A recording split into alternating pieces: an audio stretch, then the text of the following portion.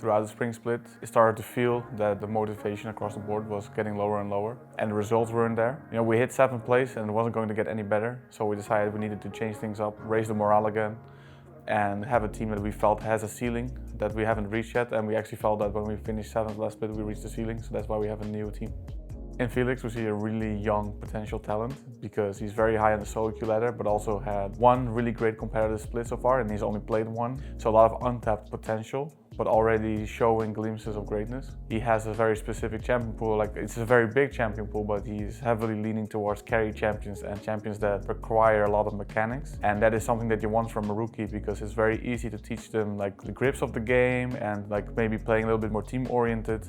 But you want someone who has the basics of the most difficult champions in the game, that he can play those and then you can work off of that. With Joran, we actually scrimed with him in January and he also played at the NeoSurf Cup, and already then I noticed that his communication is actually very, very good. It's probably the best I've seen so far from any mid laner I've worked with. So I was really impressed by that, and then we were looking at different candidates. We always keep a wide lens, but for us it was kind of clear cut from the start that Special was going to be promoted, and he probably didn't realize it, but he already planted the seed there, that if something would ever happen then he could be promoted.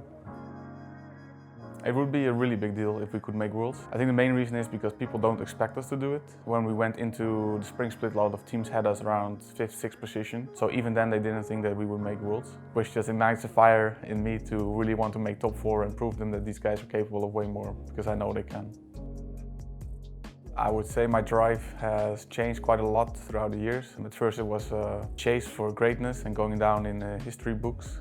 That kind of changed at the end of last year because it cost too much at that point. It was a very unhappy year. To me, chasing that dream of being the best coach ever, it wasn't that important anymore. I really felt that I got a lot of joy from the job when I saw players improve and getting better and beating the expectations that other people set out for them. So that's kind of what I'm going for right now. I want to see the guys improve. That's what makes me happy and fulfills me, and makes me go to bed with a smile on my face.